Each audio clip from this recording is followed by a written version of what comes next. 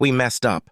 My brother and I like to explore abandoned places, but today we made a grave mistake. Our next-door neighbor, a 20-something-year-old woman, not gorgeous but also not ugly. She was, I'd say, average. My brother liked her, so we often hung out at hers.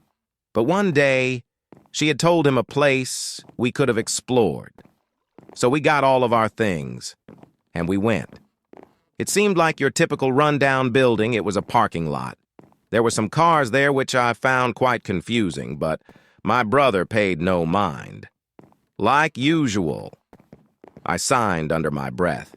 He turned to me. "Hey, Frankie, maybe we should split up," he says in a sort of joking tone, knowing how scared I am alone. "What?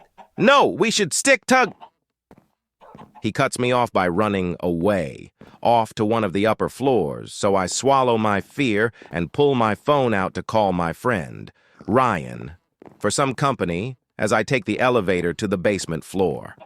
"Hey, Franklin, what place are you guys at now?" Ryan asks. "Some, abandoned parking lot, but Luke said we should split up," I responded. My voice was kind of shaky, but Ryan picked up on that. "So that's why you called? I'm sorry, man, Luke's kind of weird, ain't he?" "Typical white stuff," he jokes, trying to calm me down. "At least we're only related by marriage. He's kind of scary." Something catches my eye. Something putrid and dank. All through, I can't see it well. I can see a sort of outline.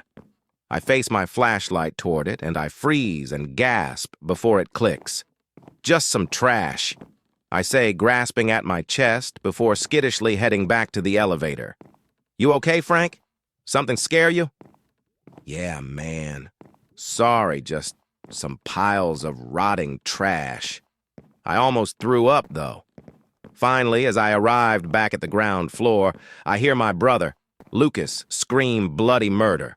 My eyes widened as my body moved without second thought.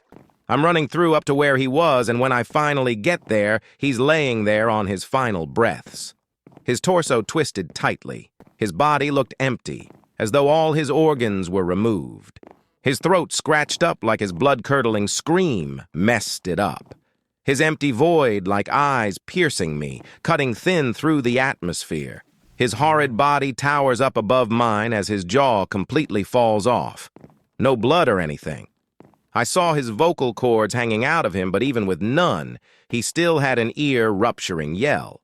He chased me all the way to the elevator where he was far too tall to fit into. His arms only lay small and shriveled by his sides like prunes.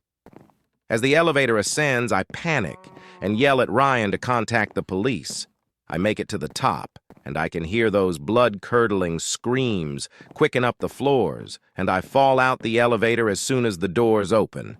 I gather myself, and I reach into my waistband, pulling out the emergency pistol.